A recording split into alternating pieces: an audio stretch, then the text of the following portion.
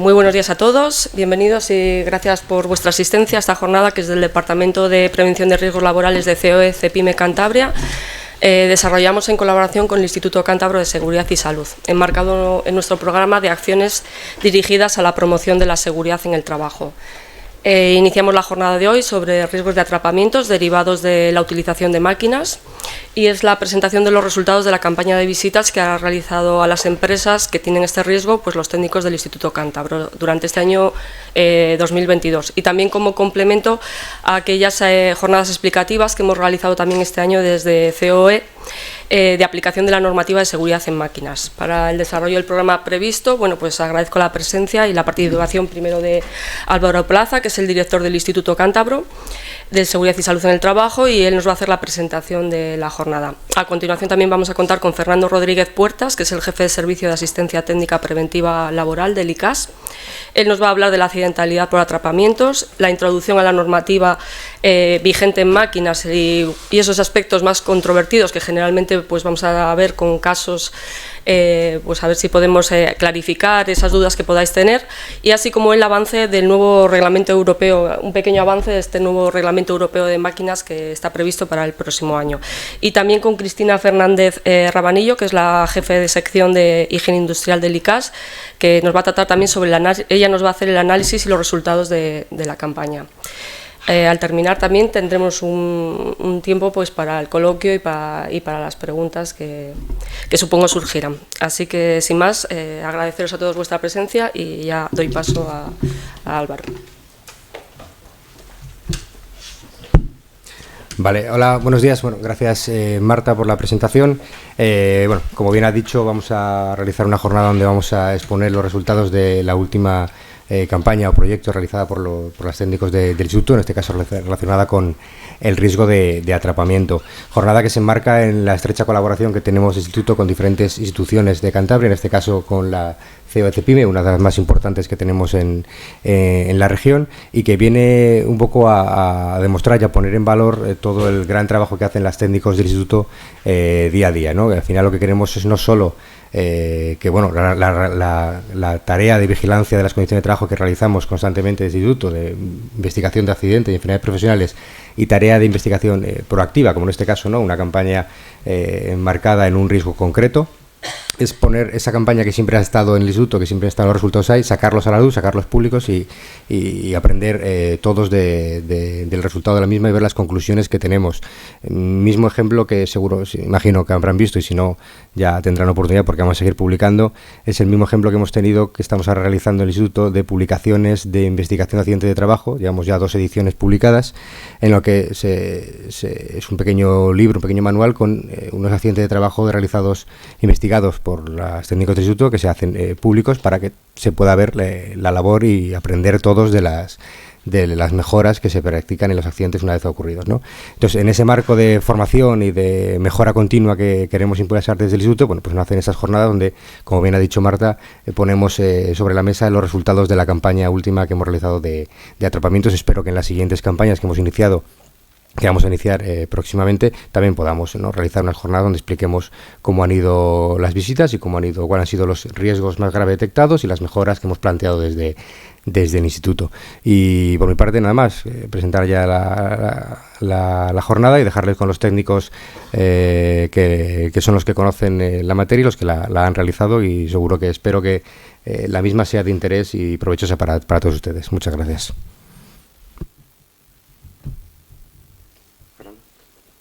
No sé quién habla primero.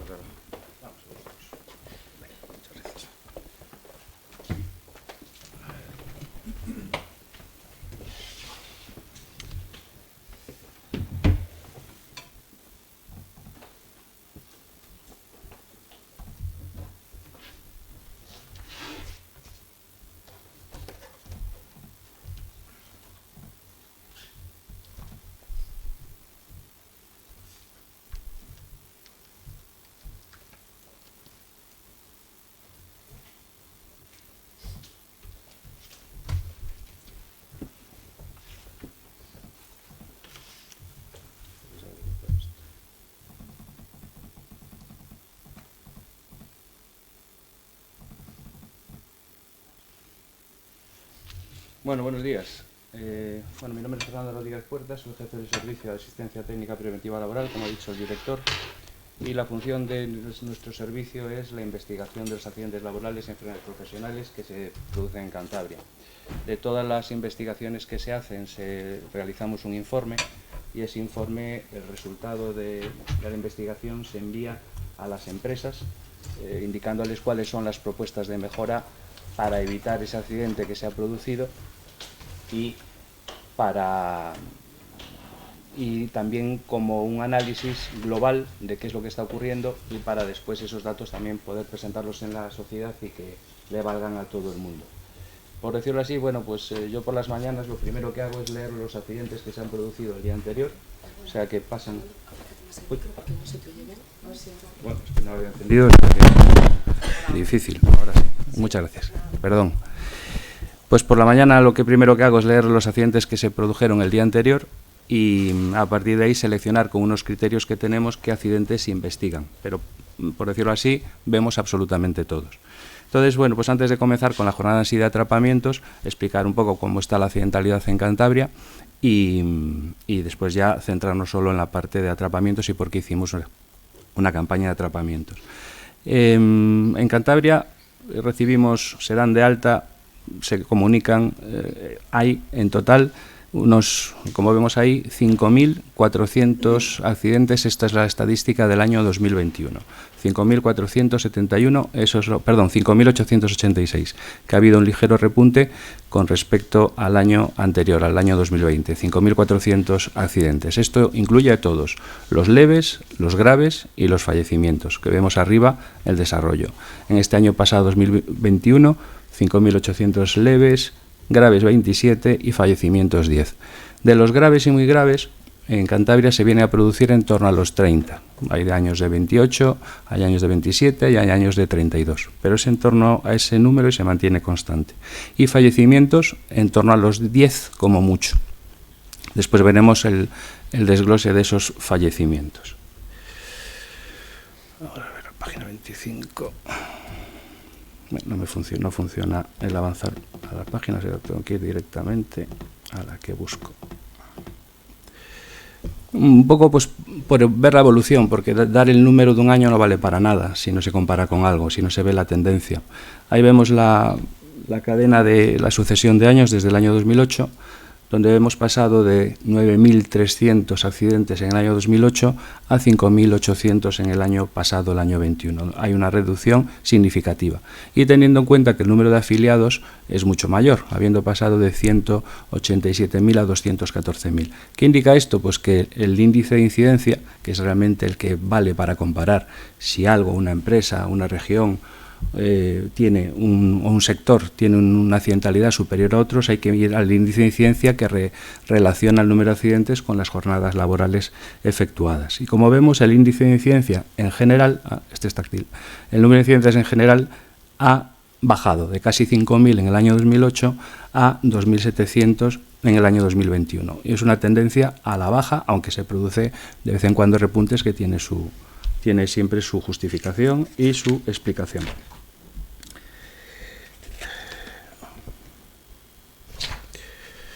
Vamos a ir a otra página. Esto ya es también desagregado por sectores: el agropecuario, la industria, la construcción y servicios, que son los 4 grandes sectores en los que se agrupan desde el punto de vista de accidentalidad. Y como vemos, pues la industria, hablamos ya de graves, muy graves y mortales.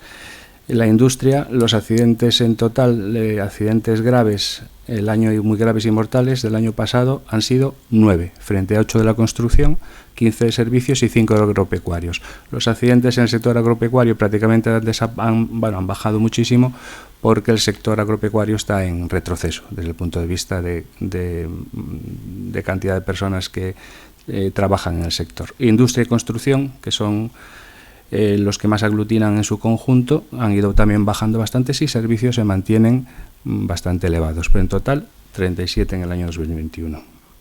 Y ya si vamos a los fallecidos, en los fallecidos tampoco se puede mirar los accidentes mortales en el número absoluto. En el número vemos también la evolución a la derecha, donde tenemos el año pasado ha habido el mismo número de accidentes mortales que en el año 2008, 10 y 10, y lo único que en el año 2008 todos 8 fueron de carácter traumático y 2 de patología no traumática. ¿Qué es patología no traumática? Pues fallecer en el trabajo de un infarto, por ejemplo. Eso se considera accidente laboral, pero no tiene que ver con en principio, no tiene nada que ver con las condiciones laborales.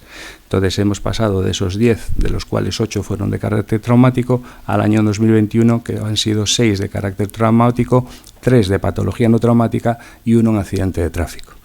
Y si me preguntan cómo vamos en este año, pues a día de hoy, por desgracia, llevamos 12 fallecidos, de carácter traumático 7, de patología no traumática 3 y de accidente de tráfico otros 2. O sea, pero de patología traumática ha habido 1 más que el año pasado. Esperemos que de aquí a final de año se mantenga esta cifra exactamente igual.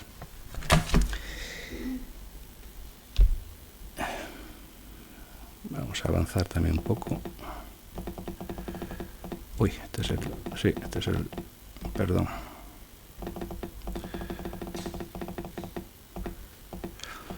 También analizamos, al tener todo codificado en los partes de accidente, pues se logran sacar unas estadísticas. Esta estadística la tienen en la página web del instituto, podrían acceder libremente a ella y tiene datos muy, muy interesantes.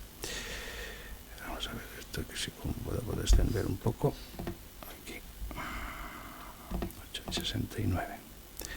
Bueno, del total de accidentes que se han producido el año 2021, de esos 5.800, aquí si vemos en la forma de contacto y en la desviación y cruzamos quedar atrapado, ser aplastado y pérdida de control de máquinas, 112 accidentes de los 5.800 han tenido que ver con máquinas, con atrapamientos de máquinas principalmente.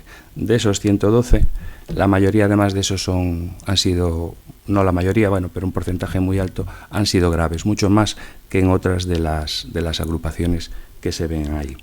Y ya por último, por dejar la accidentalidad, y después de que hemos hablado ya de los diferentes sectores y de la diferente gravedad, vamos a ver pues cómo está Cantabria, que siempre a veces se habla si estamos bien, si estamos mal, pues una manera para saberlo es compararse con los demás.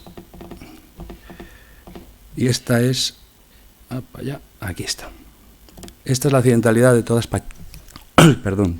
Esta es la accidentalidad de toda España por comunidades autónomas y la media de España son 3.024 y el índice de incidencia de Cantabria, como ven ahí, es de 2.787. O sea que estamos casi en la cabeza de los mejores en baja accidentalidad. Prácticamente igual que el segundo y el tercero, que es Cataluña y Canarias, y lejos de la Comunidad de Madrid, que como tiene una población tan grande, se diluye bastante su población activa, quiero decir, su accidentalidad. Pero como ven, pues en cuanto a incidencia, de lo mejor de España. O sea que esto es mucho, es poco. Bueno, pues dentro de lo que hay en España, pues yo creo que estamos entre los mejores. Pero hay que seguir, evidentemente, mejorando esto.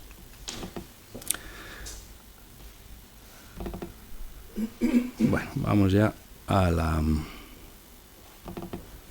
presentación. Vista. Zoom.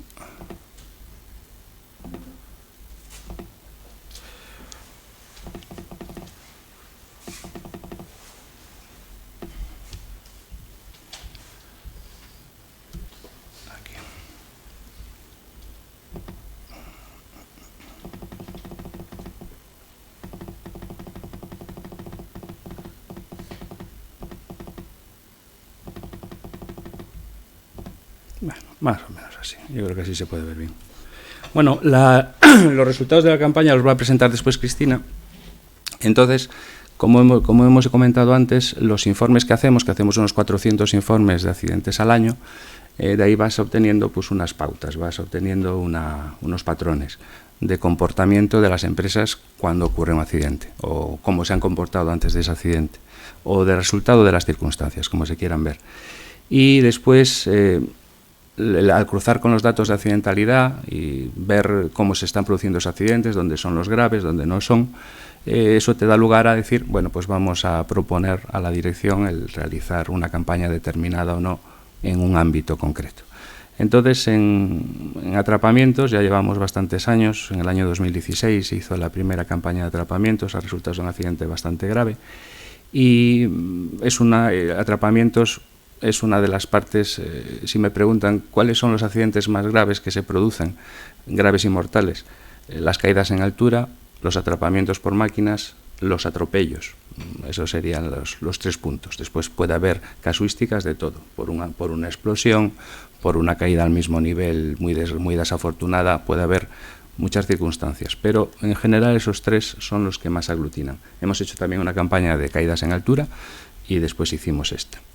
Y una de las cosas que hemos visto en la campaña y en las investigaciones de accidentes es la gran confusión que hay en la aplicación de la Directiva de Máquinas por un lado y la Directiva de Seguridad y Salud por el otro.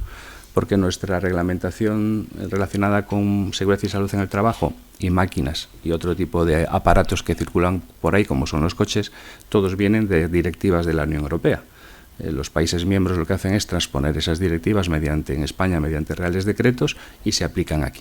Pues como digo, es la gran confusión que hay entre las 2 directivas, si prevalece una, si prevalece la otra, cuál es la que vale, cuál es la que no vale, preguntas que nos han llegado a hacer. Y entonces por eso esta primera parte.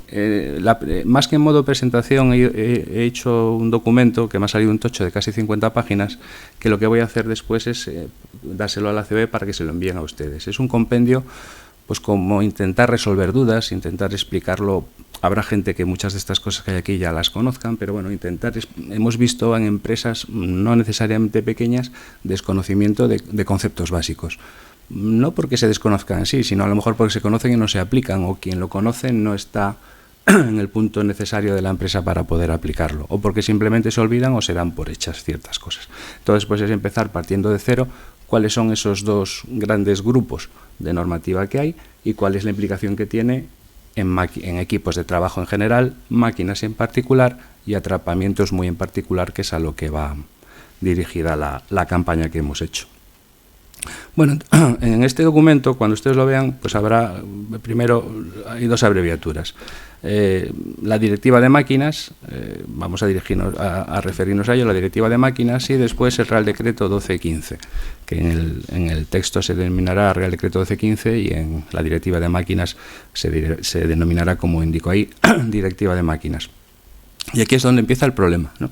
Cuando empiezan a confundirse los términos, y esto hablo del resultado de lo que investigamos, no es suposición. En la Unión Europea hay multitud de directivas sobre todo lo que nos podamos imaginar, que regulan nuestras vidas, y en el concreto, en lo que hoy estamos hablando aquí, hay 2, la Directiva de Máquinas y la Directiva de Seguridad y Salud en el Trabajo.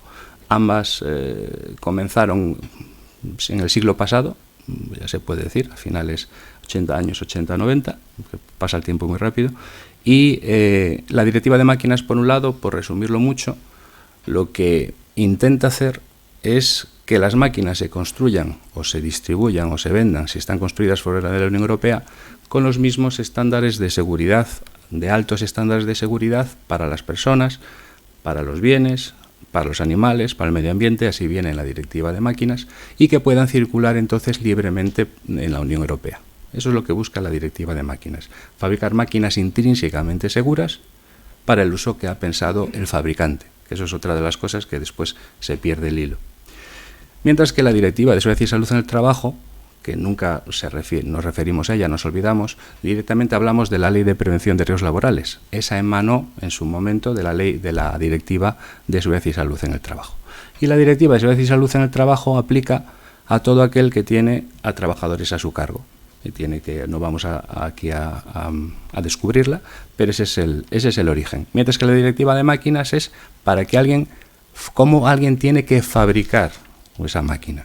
Eso es lo que busca fundamentalmente. O sea, que aplica fundamentalmente al fabricante, no tanto al usuario. Después lo vamos a ver. Lo que pasa es que el usuario a veces después, sin quererlo, se puede convertir en fabricante. Y es cuando empiezan a generarse los problemas. ¿De acuerdo? O sea, pero el origen es totalmente separado. Evidentemente, el legislador europeo se supone que tiene en cuenta las interfaces que hay entre las diferentes normas, intentar evitar solapamientos, después veremos que no, que hay solapamientos, pero ese es digamos, no el pecado capital, pero sí los fundamentos, que son dos directivas de dos sectores que al final confluyen en el mismo sitio, que es alguien trabajando con una máquina para hacer un trabajo, para realizar una actividad productiva, pero que los fundamentos son muy diferentes. Uno está orientado, está pensado para que alguien fabrique máquinas intrínsecamente seguras y que circulen libremente por la Unión Europea, y el otro está pensado para que el que tenga trabajadores a su cargo. Dale.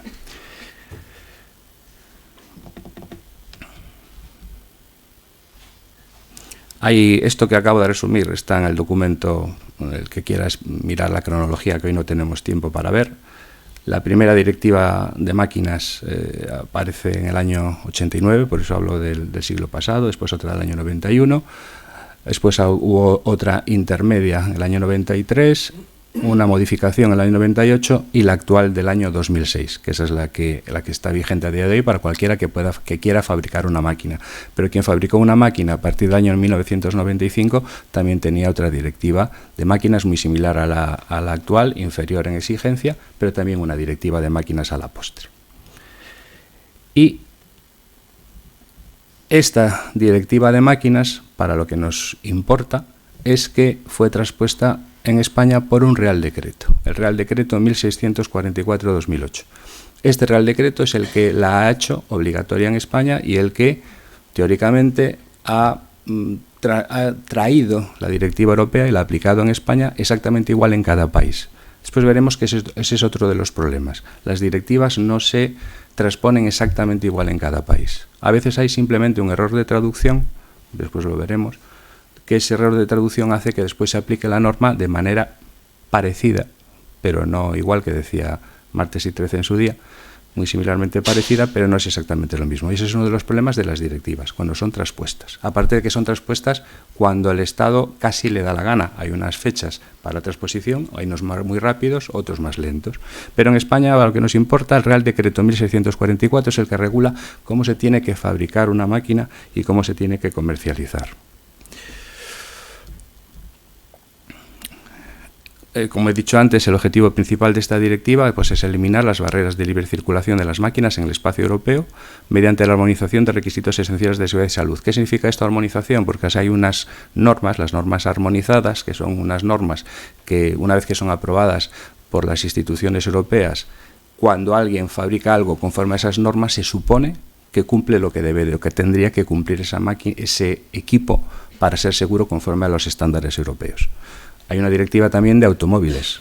Los automóviles que circulan por Europa todos tienen los mismos estándares de seguridad. Están construidos de una cierta manera y eso aplica al fabricante. A nadie se le ocurre en su sano juicio modificar su coche antes del ITV, porque se sabe que va a decir este coche está modificado. ¿Se puede legalizar esa modificación? Sí. Pues con las máquinas, salvando las distancias, ocurre lo mismo. Hay una manera de fabricar esa máquina y si después tú la cambias, pues esa máquina ya no es la que era inicialmente. Por poner un ejemplo similar. Hay otros sectores económicos en Estados Unidos. Alguien puede construirse algo que tenga 4 ruedas y se le pone una matrícula y circula, mientras que nuestra concepción de las cosas es totalmente diferente a la europea. Y eso es básicamente lo que busca la directiva europea.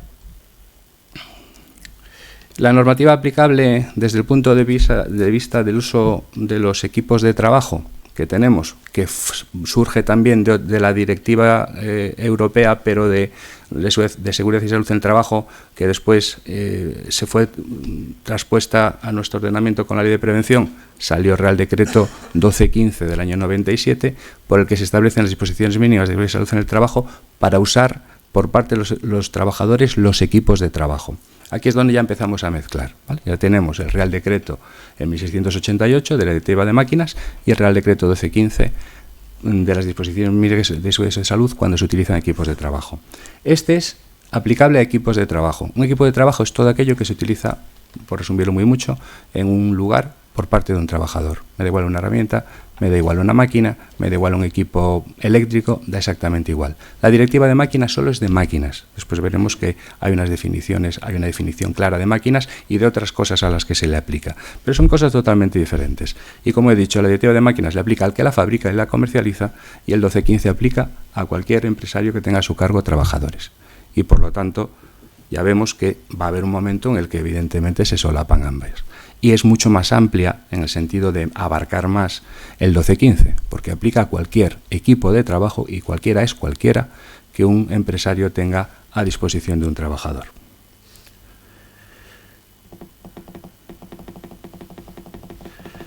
Esto es algo, uno de los primeros problemas que vemos cuando investigamos accidentes relacionados con máquinas, es que está bastante extendido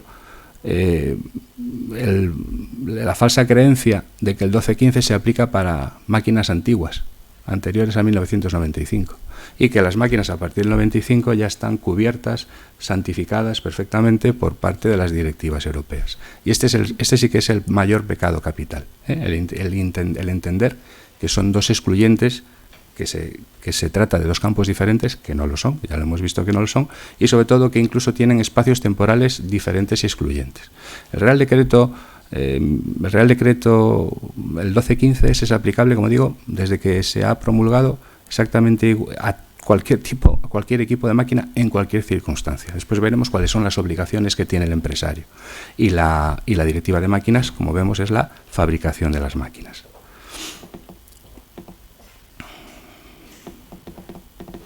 Esto es lo que hay que grabarse a fuego con respecto al 12-15, que el empresario tiene que adoptar las medidas necesarias para que los equipos de trabajo que se pongan a disposición de los trabajadores sean adecuados al trabajo que deba realizarse y convenientemente adaptados al mismo, de forma que garanticen la seguridad y la salud de los trabajadores al utilizar dichos equipos de trabajo.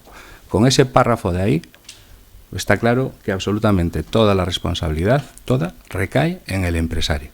Y me da igual que la máquina sea antigua, nueva o medio pensionista, da exactamente igual. Después veremos que efectivamente una máquina fabricada conforme a la directiva de máquinas nada tiene que ver en seguridad o riesgos con una fabricada antes de 1995, que fue antes de que apareciera la primera directiva de máquinas. Pero esta obligación es universal para con cualquier tipo de equipo que utilice un trabajador en una empresa. Si no es posible garantizar totalmente la seguridad, si no se pueden eliminar totalmente los riesgos, durante la utilización de los equipos de trabajo el empresario tomará medidas adecuadas para reducir tales riesgos al mínimo. Esto ya nos viene a sonar a lo que es la evaluación de riesgos laborales. Hay unos peligros, evalúas esos peligros y te sale una probabilidad de riesgos. Y en función de los riesgos pondrás unas medidas correctoras para eliminar esos riesgos, para controlarlos y si no puedes, pues para minimizarlos en la cuantía mayor. Y aquí, esta es la otra parte fundamental. El empresario siempre tiene que utilizar equipos que satisfagan cualquier disposición legal que le sea de aplicación. O sea que si yo utilizo una máquina construida a partir del año 2009, que es cuando entró en vigor la directiva de máquinas actual, tiene que estar construida con respecto a esa directiva de máquinas, si es de la anterior, con respecto a la anterior, y si es del año anterior al 95, pues también hay alguna normativa que tiene que cumplir. O sea, eso es lo primero que dice. Cualquier normativa que le sea aplicable. No solo la directiva de máquinas, de cualquier otra cosa. Puede ser que le aplique la directiva relacionada con ATEX, que es de atmósferas explosivas también, pues también tendría que cumplirla. O sea que de entrada, todo lo que yo utilice tiene que ser, entre comillas, legal en la máquina. Y después, según las condiciones previstas en el anexo 1 del Real Decreto. Ahí ya viene otro de las confusiones. Los anexos de estos Reales Decretos, en concreto el Real Decreto, y voy a ir muy rápido porque ya me queda poco tiempo, del Real Decreto 12-15 tiene fundamentalmente dos anexos. El primer anexo indica cómo tiene que estar construida esa máquina para evitar, en principio, los riesgos. Eso es lo que dice aquí, que tiene que cumplir las condiciones generales previstas en el anexo 1 del Real Decreto. Hablamos del 12-15. Y después hay un anexo 2, que es el que indica cómo tiene que ser la utilización por parte de los trabajadores de esa máquina. ¿Cuáles son las prevenciones que yo tengo que tener para que durante el uso de la máquina, no el primer anexo estaría más enfocado a cómo está constituida esa máquina y el segundo durante el uso?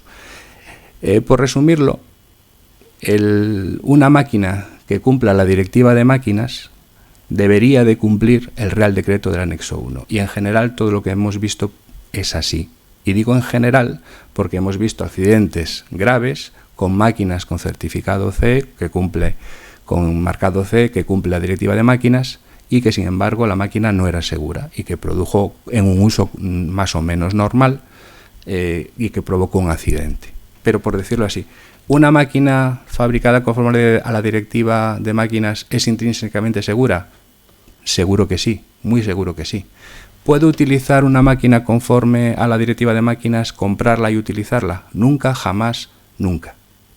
Tengo que primero, después lo veremos, aplicarle el 1215 para ver, en principio, con una posibilidad baja de que no cumpla el anexo 1, que seguro que lo va a cumplir, casi siempre, pero hay casos en los que no lo cumpla, y después, desde luego, el anexo 2 del Real Decreto 1215, porque el uso de la máquina, el fabricante construye una máquina para un uso concreto, y yo después el uso, le voy a dar ese uso igual, parecido, diferente o muy diferente, y las circunstancias en las que yo utilice esa máquina. Depende de las circunstancias ambientales, del lugar en el que utilice y las personas que trabajen con esa máquina. ¿De acuerdo? Entonces, que la fabricación, desde luego, tiene que ser conforme a esa máquina. No debemos nunca de dar por hecho que una máquina que cumpla la directiva de máquinas es intrínsecamente segura, que es seguro que lo va a ser, pero tenemos que comprobarlo. Y después siempre tenemos que aplicar el anexo 2 del Real Decreto 1215 para ver cómo debe de ser el uso de esa máquina. Y esa es la primera de las confusiones, que una máquina que tiene certificado CE, sin más, la puedo utilizar. Ahí después en el documento se ve, hay una parte muy trivial, que es el tener el manual de la máquina. A veces se desdeña el manual, como que ya sé esta máquina para qué vale, por eso la compro. En el manual pueden aparecer cosas, hay que mirarlo y hay que aplicarlo. El manual lo construye el que fabrica la máquina. Y hemos tenido un accidente mortal realizando una operación con una máquina en concreto, donde un trabajador estaba haciendo esa operación solo, como todos los trabajadores que nos consta que hace ese tipo de operaciones, y el manual en la página referente a esa operación decía: nunca hacer esta operación una sola persona. Pues ahí ya me da igual la directiva de máquinas, pero la máquina era segura, pero en esa operación en concreto el manual decía hacerla entre al menos 2 personas. Por algo lo haría. ¿Se puede hacer esa operación una sola persona? Pues para eso está el Real Decreto 1215. Si el manual te dice que esa se tiene que hacer entre 2, tú eres consciente de que se tiene que hacer entre 2, a lo mejor puedes hacer que se haga entre 1 si pones las medidas adecuadas para que ese uno la pueda hacer de forma segura. Entonces ahí ya empezamos a ver qué significa una cosa y qué significa otra. ¿Vale? O sea que el manual, muchas veces preguntamos, ¿dónde está el manual? No hay manual. Y si no existe, porque ha desaparecido el fabricante, el importador, pues el 1215 me dice que yo tengo que tener un manual y que por lo tanto que el manual lo tengo que construir yo, que fabricar yo como empresario. Después veremos cómo se hace. Hay un punto en el que les comparo las dos normativas. El origen del 1644 de la directiva de máquinas es una directiva sobre legislación industrial. Es más, cuando una máquina se sabe que incumple la directiva de máquinas, la autoridad laboral, la Inspección de Trabajo, que es quien ejerce más esa autoridad, no puede realizar nada diferente con esa máquina que pueda realizar con una empresa que esté trabajando de forma peligrosa, que es paralizar la empresa y paralizar la máquina. La autoridad competente con una máquina que no cumple la directiva de máquinas es la Dirección General de Industria en Cantabria. Son las consejerías y las direcciones que tienen competencia en industria. Y es la que existe un procedimiento para que cualquiera pueda denunciar que crea que hay una máquina que no cumple la directiva de máquinas, se da una alerta y esa máquina es retirada del mercado, o debería retirarse del mercado, esa máquina y cualquier otra parecida. Pero es la Dirección General de Industria, no es la autoridad laboral. La autoridad laboral puede paralizar esa máquina como puede paralizar una farola que tenga una derivación eléctrica y que provoque descargas eléctricas claramente a los trabajadores que hay al lado de esa farola. Pero no tiene ninguna competencia especial sobre ella. Y el objeto, como decía, es garantizar la libre circulación de los elementos regulados. En general, sin entrar en las definiciones, la directiva de máquinas aplica, por supuesto, a máquinas, es un poco perogrullo decir que aplica a máquinas, pero lo que es una máquina lo define. Define que es un equipo que está preparado para realizar una función que tiene diferentes partes y al menos una de ellas es móvil. Entonces, eso es una de las claves para saber que algo es una máquina. Después, también aplica a los equipos intercambiables. Un equipo intercambiable pues, es algo que se puede poner en una máquina para cambiarle su uso. No es lo mismo una retroexcavadora con un cazo para excavar que una retroexcavadora con un martillo neumático para realizar una demolición. Componentes de seguridad, que son los componentes que puede llevar una máquina, los accesorios de elevación, cadenas, cables y cinchas. Las cadenas tienen que tener también su marcado C, cuando son utilizadas para elevar cargas. Si una cadena se utiliza para anclar una plataforma petrolífera, esa no le afecta. Eso es más bien un producto para la construcción. Pero las cadenas, cinchas, eslingas, hay muchos accidentes de caídas de mercancía manejadas con puentes grúa, equipos de elevación, en donde esos cables, cinchas, ni siquiera tienen marcado C. Son otras que están compradas en cualquier origen. Dispositivos amovibles de transmisión mecánica, que eso es un elemento mecánico sin más importancia, y las cuasimáquinas. Este es un término que ha dado muchos problemas y de hecho en el nuevo reglamento de máquinas van a cambiar la definición de las cuasimáquinas. Y una máquina pues es lo que dice literalmente la definición, es una máquina casi que por sí sola no puede hacer una función. Están pensados para ser acoplados a otras máquinas, ¿vale? Y eso es una cuasimáquina. Y las cuasimáquinas no llevan marcado C, aunque está muy extendido el que una cuasimáquina tiene que tenerlo. No, lleva una declaración de incorporación. El fabricante la fabrica y te dice en dónde y cómo se puede incorporar. Los conjuntos de máquinas, que este es otro de los problemas que hay. Un conjunto de máquinas lo define la directiva comunitaria como varias máquinas que están trabajando de forma conjunta, que se convierte en un conjunto de máquinas. Yo soy una empresa, compro 3 máquinas y las pongo a trabajar a la vez. ¿Siempre tengo un conjunto de máquinas? No, se tienen que dar 3 circunstancias. Que estén montadas conjuntamente, eso ya es otro perogrullo para realizar la función común. Pues tengo una máquina para envasar algo. Están vinculadas funcionalmente, de tal manera que lo que hace una máquina repercute en la siguiente de alguna manera. Y esto es lo más importante, que deben de poseer un sistema de mando común. Para que eso sea un conjunto, las 3 circunstancias se tienen que dar a la vez. Y si no se dan las 3, no es un conjunto de máquinas. Tendrás máquinas juntas, pero no es un conjunto de máquinas. Y cada una por separado tendrá sus obligaciones y su normativa que cumplir. Si al final yo tengo actualmente en mi empresa, yo constituyo un grupo de máquinas con que reúna estos 3 criterios, eso es un conjunto de máquinas con respecto a la directiva de máquinas, y si soy yo, el empresario, el que las junto, que las pongo a funcionar, el que creo ese mando único común y hago cumplir esas 3 circunstancias, yo me convierto automáticamente en fabricante de esa máquina. Y todo lo que tiene que realizar un fabricante para poder vender una máquina en el mercado, en la Unión Europea, el mismo proceso administrativo técnico lo tengo que realizar yo como fabricante de esa máquina. Lo normal es que esto se le encargue a alguien que tenga esos conocimientos para superar ese proceso técnico administrativo. Pero me convierto automáticamente en fabricante. Y me da igual que todas las máquinas sean a su vez que cumplan la directiva de máquinas o que sean máquinas antiguas que no la cumplan. En el momento que yo las junto, tengo que conformar un conjunto de máquinas y yo soy el fabricante, si lo hago yo como empresario.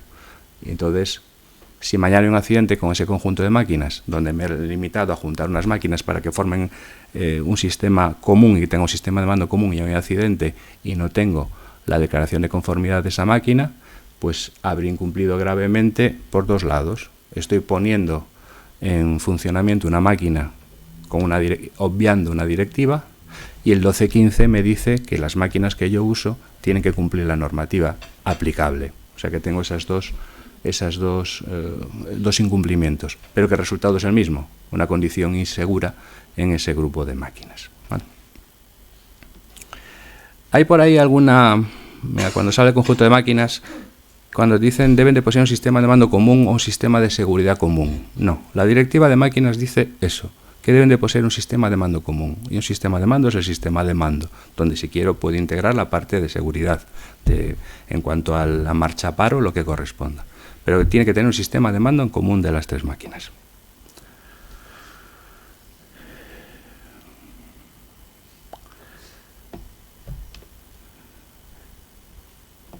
Este es otro de los Este es otro de los problemas de la directiva de máquinas.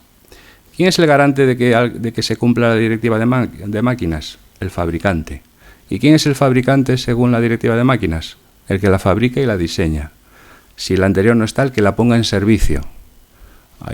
Yo puedo fabricar una máquina en Turquía, cosa muy habitual, y después el importador es el que debería de hacer ese procedimiento técnico-administrativo para poder marcar la máquina con el certificado CE y para poder hacer la declaración de conformidad. Y después, esto es lo más importante, el que modifique sustancialmente una máquina. O sea que si yo en mi empresa tengo una máquina con certificado CE y la modifico sustancialmente, automáticamente, si no interviene nadie más, yo como empresario me convierto otra vez en el fabricante, con todo lo que ello conlleva. ¿Qué es una modificación sustancial? Pues no está definido en absolutamente ningún lado. Ni en la Directiva de Máquinas, ni en el Real Decreto 1688, ni en ningún sitio. Y cuando digo en ningún sitio, es en ningún sitio. Modificación sustancial... existen varias normativas. Hay una directiva ambiental cuando te habla de una modificación sustancial de una actividad y te dice cuando aumenta más el 50% de la producción, cuando tengo almacenados más de no sé qué porcentaje con respecto a lo que tenía de productos, pero aquí no hay ninguna definición. Y cuando digo ninguna, es ninguna, no existe ninguna modificación sustancial. Hay una, que a nosotros nos gusta, hay una definición del Ministerio de Trabajo alemán que para ver lo que es una modificación sustancial dice que tras modificar una máquina, en cuanto a sus riesgos, la máquina queda en una de estas situaciones y solo se considera sustancial en la tercera de ellas. No hay un aumento nuevo de riesgos existentes, o sea que la máquina puede seguir considerándose segura, aunque existe un peligro nuevo, todavía las protecciones que tiene la máquina hace que sea considerada segura, y la tercera situación es que hay un nuevo peligro y las medidas de protección son insuficientes. Esta es la que más nos gusta. ¿Esta vale en España? No. Esta la tienen en Alemania, pues como he dicho antes, por un desarrollo de la directiva de máquinas. Pero te da una idea de hacia dónde, qué es lo que es una modificación sustancial. Dicho de otra manera, ¿yo puedo modificar una máquina con certificado CE? Sí, mientras no la modifique sustancialmente. ¿Y cuándo es sustancial? Pues hay que verlo, y es complicado. El nuevo reglamento de máquinas es una de las cosas que más ha cambiado, la definición de su modificación sustancial. ¿Lo han arreglado? Bueno, se han acercado más a la definición buena, después lo veremos al final. Pero este es uno de los grandes problemas que tengo, ¿vale?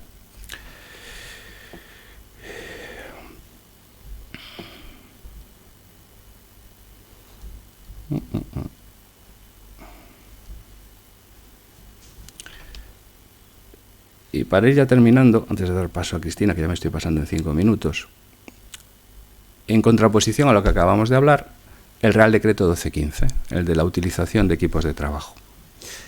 ¿Qué es lo que busca el 1215, como dije antes? Garantizar la disposición mínima del uso de cualquier equipo de trabajo por parte de trabajadores. La directiva de máquinas protege a personas en general, no trabajadores solo. Hay máquinas que están por la calle se aplica la directiva de máquinas, o sea que puede estar en un supermercado, o sea que puede también proteger a un consumidor. Mientras que el 1215 solo es a trabajadores. ¿Cuál es el sistema?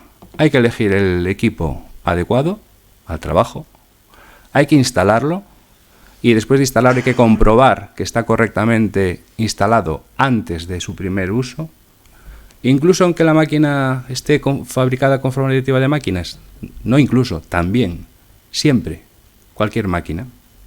Y tengo que analizar el anexo 1, y aunque más adelante lo decimos, y sobre todo el anexo 2 por parte de los trabajadores. Un anexo en el que indica cuáles son las condiciones que tengo yo que comprobar. ¿Solamente hay que hacerlo al principio? No, te lo dice, hay que hacerlo antes de la compra, cuando se instala, antes de usarlo por primera vez, cuando se cambia de emplazamiento y después cuando ocurre un accidente, cuando se lleva mucho tiempo sin usar esa máquina, cuando hay un fenómeno natural. Esto lo dice literalmente el Real Decreto. ¿Qué es un fenómeno natural? Pues que haya habido una inundación en la empresa y se haya empapado la máquina. Eso es un fenómeno natural. Algo ha pasado ahí. Y sobre todo tras su modificación. El Real Decreto 1215 indica que puede haber modificaciones. Le llama transformación. ¿Y cómo se hace? Pues el empresario ha de comprobar que se cumple el Real Decreto. El empresario. La comprobación la tiene que realizar personal competente. ¿Qué es el personal competente? Pues el Real Decreto viene de la Ley de Prevención. Pues el servicio de prevención, al final es lo que lleva. Por ahí también nos encontramos muchas veces, no, tengo un certificado de que la máquina está adecuada al 1215, un certificado que me ha hecho alguien. Ese alguien suele saber de ello, suele ser un consultor o una empresa o una OCA que está relacionada, que conoce el mundo de las máquinas y te certifica que después de hacer estas cosas que hay que hacerle, esta máquina cumple el 1215.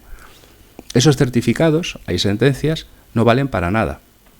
Al final, quien tiene que valorar eso, quien tiene que aprobarlo, como se tiene que hacer es dentro del sistema general de la prevención de la empresa, que es hacer una evaluación de riesgos de la máquina, adaptarla en lo que sea y hacer el plan de acción para que esas adaptaciones funcionen y cumplir el 1215.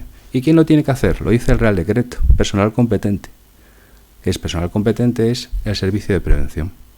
¿Vale de algo que alguien que conoce las máquinas, que está todo el día adaptando máquinas en todas las empresas, que conoce la legislación mucho mejor que los dos que estamos aquí sentados, haga ese análisis previo? Totalmente que vale. Yo lo haría. Pero al final la norma te dice lo que te dice, que tiene que ser el servicio de prevención el que finalmente valide esa adaptación. O sea que como tal, no existe en el Real Decreto la palabra certificado de adaptación. No existe por ningún lado. Pero es cuando quieres saberlo, consultas con alguien que sabe de ello, pero desgraciadamente o afortunadamente, depende cómo se mire, la legislación de prevención te indica que tiene que ser dentro del sistema de gestión de prevención de la empresa. ¿Sabe más un empresario que se dedica a fabricar pinzas para la ropa que alguien que esté, o un servicio de prevención propio de esa empresa, que alguien que está todo el día adaptando máquinas? Difícilmente, pero es lo que dice la norma, ¿de acuerdo? Bueno, después, todo lo que vamos a hablar hoy, y después con la intervención ahora de Cristina, este documento, como digo, es mucho más extenso, está todo... está elaborado como si fuera un diálogo. Al final se va viendo cuáles son los problemas, contraponiendo los problemas, las dudas que dan ambas normativas cuando se intentan aplicar. Lo vamos a enviar a la COE para que al final se lo envíen a todos ustedes el documento, y como digo, está todo, que por el tiempo que tenemos es muy limitado. Y le doy ya el paso a Cristina.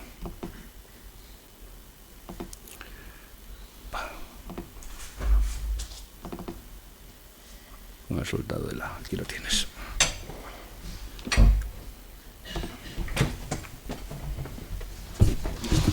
Vale, gracias.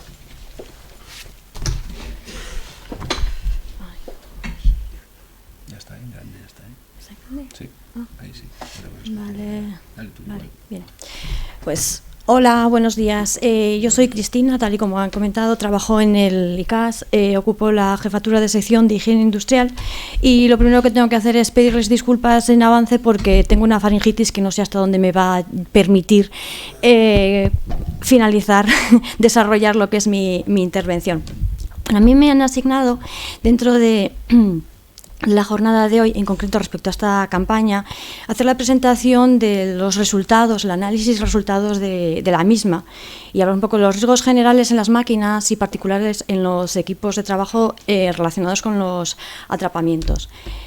Antes de ello quería hacer un poquito de historia. El trabajo que viene haciendo el ICAS con los accidentes en general y con los atrapamientos en particular viene ya de lejos.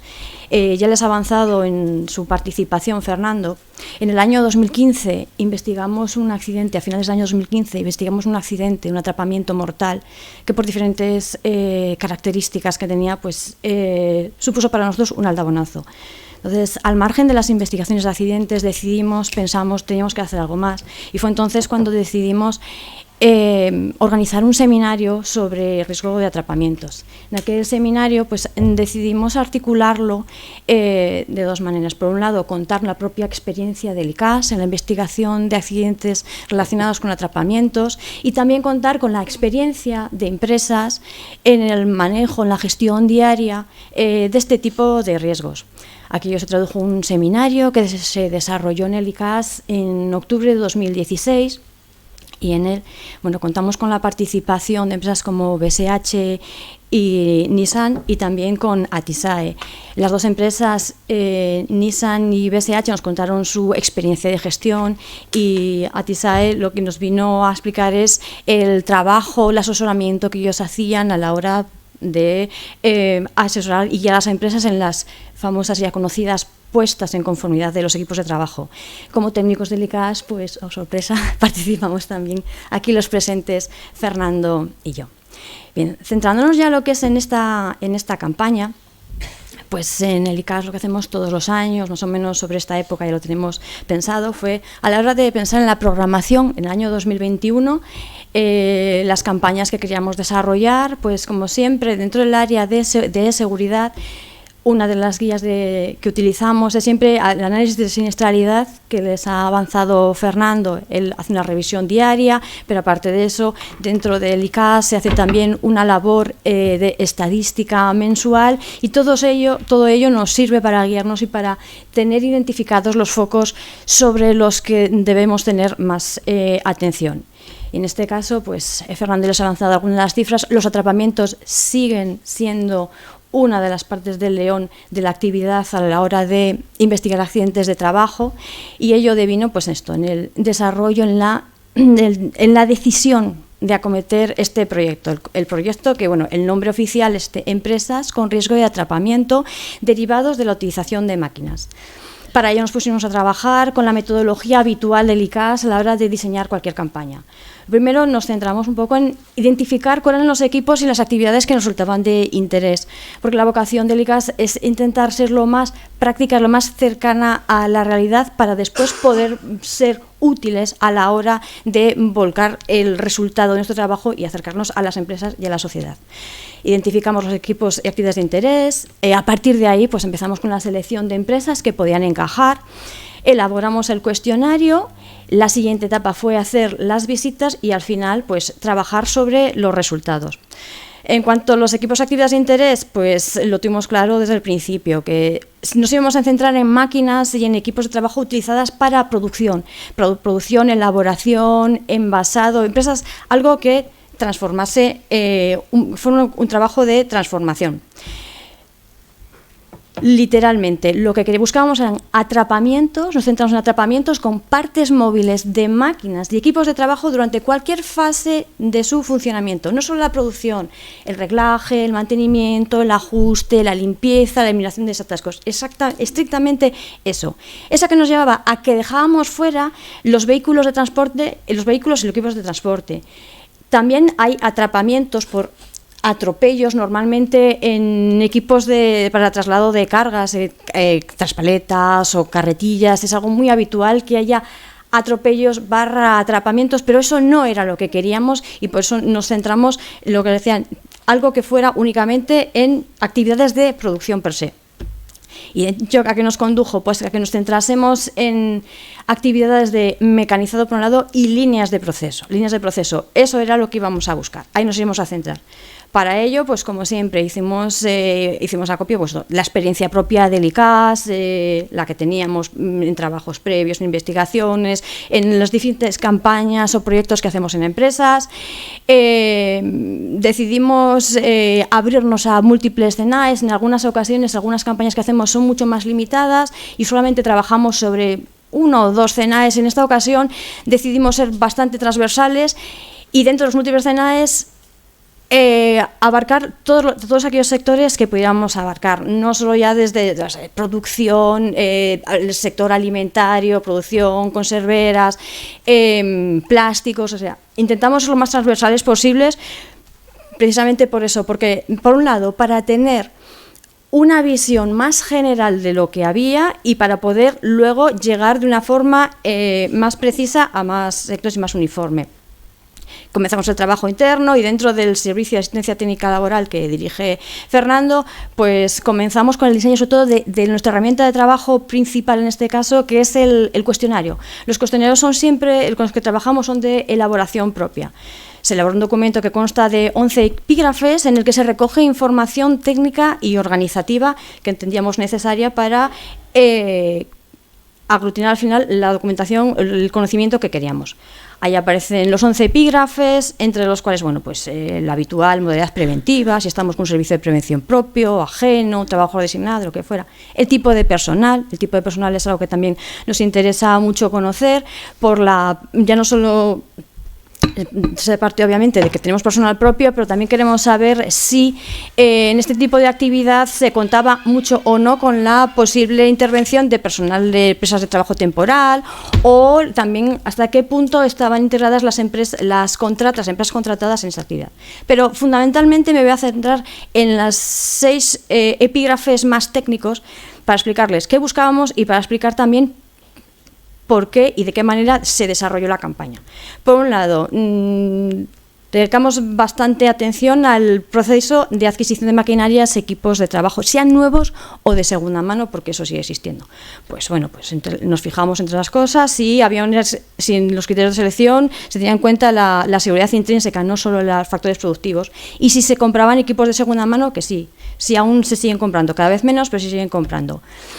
La evaluación de máquinas y equipos de trabajo. Esto es una parte central de la actividad que hicimos, porque a la hora de hacer las visitas, nosotros los técnicos, antes de hacer las visitas, que normalmente es el momento en el que la empresa tiene algo más de conocimiento, de forma previa a las visitas, nosotros nos poníamos en contacto con las empresas y les solicitábamos documentación, toda la documentación, y teníamos especial interés en que nos facilitasen las evaluaciones de riesgo para hacer ese trabajo previo de análisis y estudio pormenorizado de cómo se hacía la evaluación de riesgos.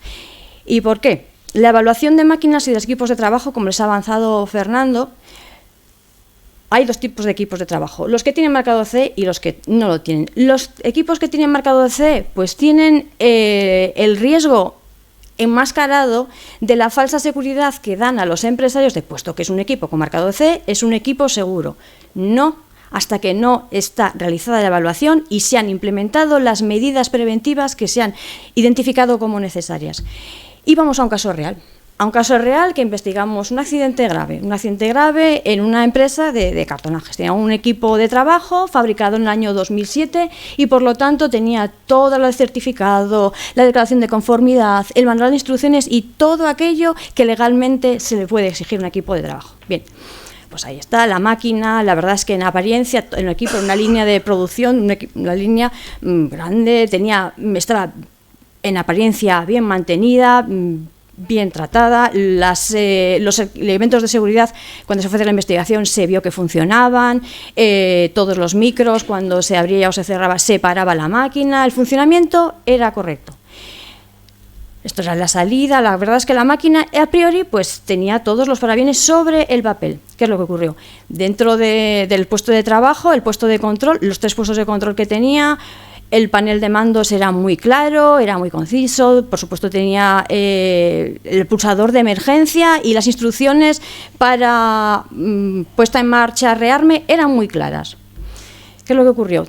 El equipo de trabajo, una línea bastante grande, tan grande que necesitaba la participación simultánea de 3 trabajadores. Un operero que se situaba al principio, que controlaba lo que es la parte de troquelado e impresión, luego el puesto de supervisor, que era el puesto central, que lo ven ahí justo debajo de la línea del rectángulo azul, y al final estaba el trabajador que se encargaba del control de salida. Bueno, pues ahí donde están situados cada uno de los trabajadores, donde ven ustedes ese recuadro rojo, ahí estaban los puestos de control, los cuadros de mando de cada una de esas secciones. Si recuerdan la foto, pues era algo similar. El cuadro de mandos era muy completo, preciso, todos con sus pulsadores de emergencia. ¿Qué es lo que ocurrió? Lo que ocurrió en este accidente fue lo siguiente. El trabajador que estaba ocupando el puesto de supervisión, justo donde estaba él veía, lo que tenía que ver era cómo estaba la entrada de los rodillos hacia lo que es la etapa final, la entrada de los cartones. En el troquelado de impresión se cortaban y luego a partir de ahí empezaban a plegarse. Y una vez plegados tenían que entrar en la etapa final. Y justo los cartones plegados, cuando pasaban por la etapa de rodillos, era lo que tenía que controlar este trabajador, este supervisor. ¿Qué es lo que ocurrió? Pues estando él ahí, vio lo que tenemos. Es verdad. El equipo, antes de verlos, el equipo era un equipo con marcado CE. El equipo estaba evaluado.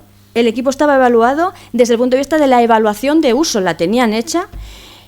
pequeña circunstancia, que algunas de las protecciones que se habían recomendado en la evaluación y que se habían trasladado a la planificación no estaban instaladas, que había ahí un pequeño desfase o una pequeña relajación, más bien una relajación, puesto que la máquina, al tener el marcado CE para el empresario, él entendía que era suficientemente segura y bueno, pues estaba de acuerdo con lo que había hecho el servicio de prevención, pero bueno, entendía que se podía seguir trabajando con la máquina sin ningún problema. ¿Qué ocurrió? Pues el accidente ocurrió no en el puesto de supervisión, sino justo en el otro lado. El cartón es caprichoso y en lugar de atascarse justo cerca del puesto de supervisor, se atascó en el otro lado. Las dimensiones de la máquina impedían que el trabajador, cuando paraba la máquina para retirar el cartón desatascado, pudiera ir con la mano. Entonces, ¿qué es lo que ocurrió? Él tenía dos alternativas, ese trabajador. O bien paraba la máquina y se desplazaba bastantes metros hasta soltar el cartón, o se encomendaba, o sea, a todos los santos, se iba sin pararla porque la máquina era muy grande, era muy larga, entonces él entendía que el tiempo que iba a invertir él en llegar hasta ahí, pues iba a parar durante demasiado tiempo la producción y podía producirse sobre todo un atasco en la entrada. Pues lo que hizo fue no paró la máquina, él recorrió la máquina, fue hacia el otro lado y al arrancar el cartón, él se subió a la plataforma, se acercó, ahí es donde está atascado el cartón, y al tirar del cartón, que eso se liberó y le arrastró la mano, produciendo el accidente. El accidente acabó en fractura de dedo, no perdió ninguna extremidad, pero el accidente se produjo. ¿Qué es lo que le pasaba a la máquina? Pues lo que le pasaba a la máquina era que desde el lado, digamos, de trabajo oficial, la máquina estaba muy bien diseñada y muy bien equipada. Pero lo que no se había tenido en cuenta a la hora de adquirir y de instalar era la instalación, de que esa máquina tenía un lado simétrico que a priori se había entendido que no era necesario que contase con las mismas seguridades que en el otro lado, y resulta que estaba exactamente igual de accesible. Entonces, en la evaluación de riesgos, el servicio de prevención propuso o una de dos: o neutralizamos, aislamos, ponemos barreras a esa parte para que no sea accesible, o lo que hacemos es duplicar seguridades. Y en esa disparidad de criterios, o ponemos barreras o ponemos seguridad, es cuando se produjo el accidente. De ahí la seguridad no es completa, como os hemos dicho, hasta que no se hace la evaluación de uso del uso de la máquina. Si tenemos un equipo sin marcado acceso es más fácil. Eso en general no hay ninguna duda en que hay que hacer la evaluación e implantar las medidas. Pero en el caso de los equipos con marcado CE es diferente. La documentación de los equipos de trabajo, ya les ha avanzado Fernando, la necesidad de que los equipos tengan manual de instrucciones. A ver si vamos a comprobar si lo había o no, si los empresarios eran conscientes de su existencia o lo tenían localizado.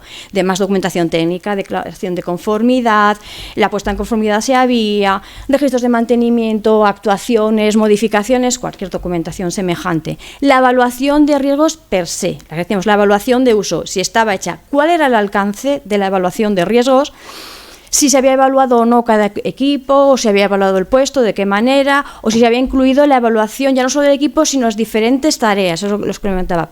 La fase de producción, la fase de mantenimiento, las posibles actuaciones por reglaje o ajustes, si eso estaba evaluado de forma específica o estaba todo englobado en una evaluación más general.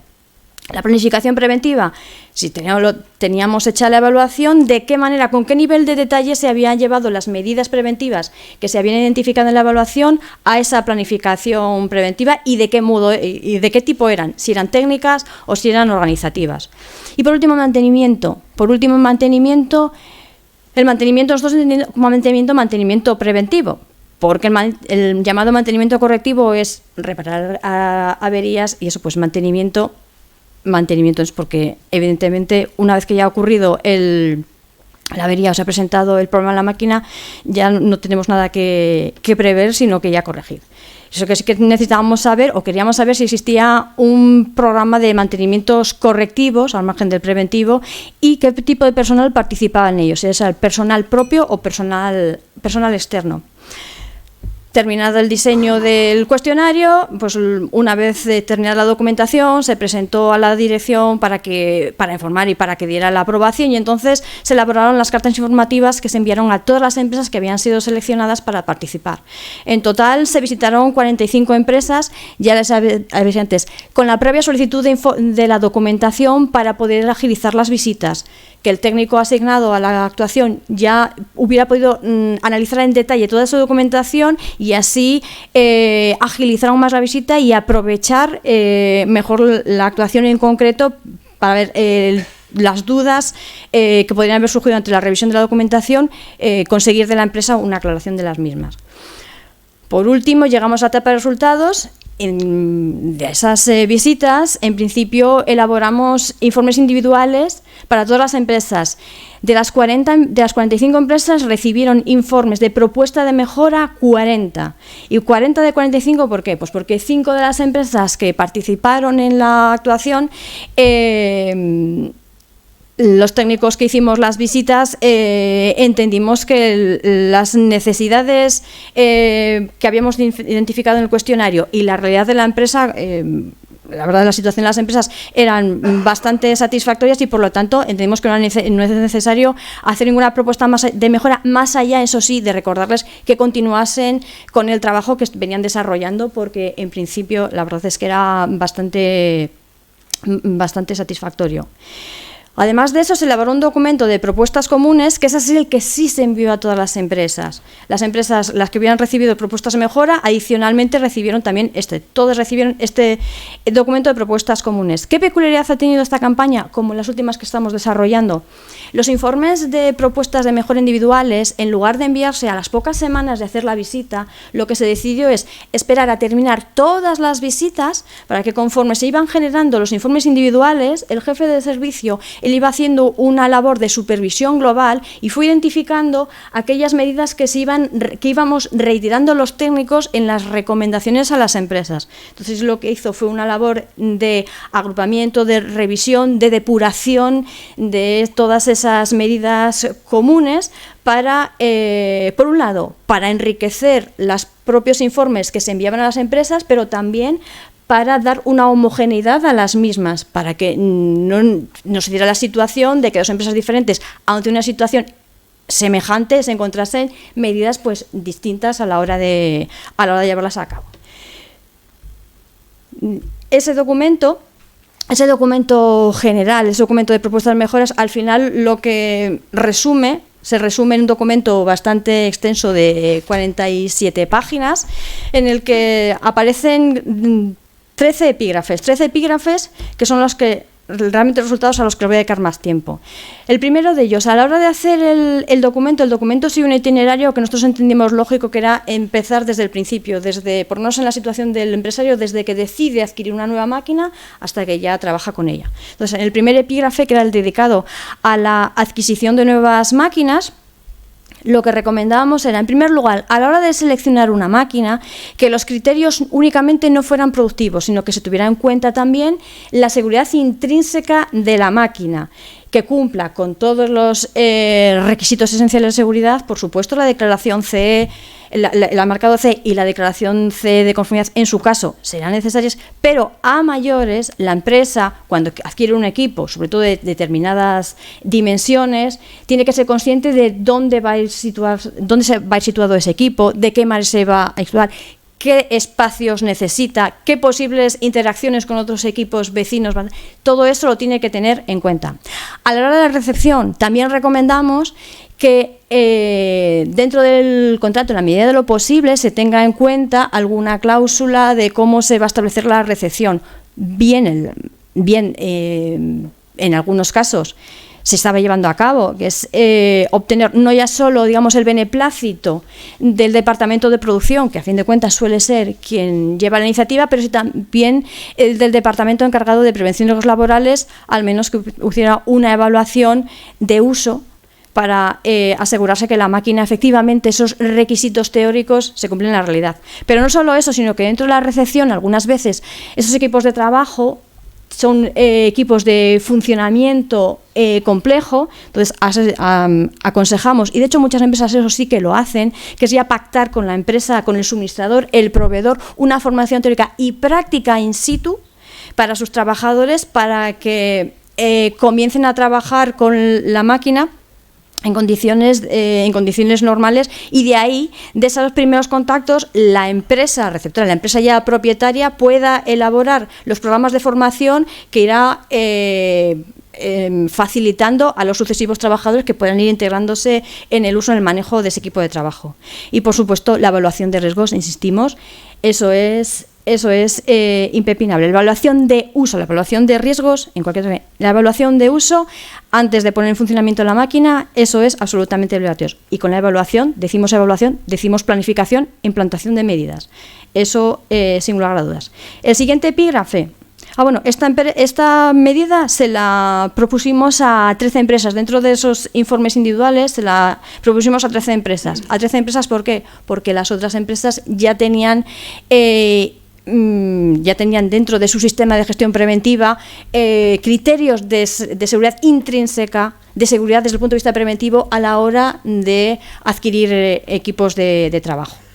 En cuanto a la realización del inventario de máquinas, pues es algo que nos chocó, pero bueno, así es. Había en las evaluaciones de riesgos, en muchas, había una evaluación de puesto, pero lo que era un conocimiento preciso, literal, de cuántas máquinas había y del estado de cada una de esas máquinas, es decir, si esas máquinas tenían su placa y su marcado CE, si tenían su documentación técnica o si tenían manual de instrucciones, ese itinerario algunas empresas no lo tenían hecho o estaban a medio camino de hacerlo. Pues esa es la siguiente medida que recomendábamos, hacer un inventario de las máquinas y recopilar toda esa información, asegurarse si tiene placa y marcado CE, la documentación técnica, la propia y la propia desde el punto de vista como producto, y también aquellas máquinas que tienen algún requisito particular.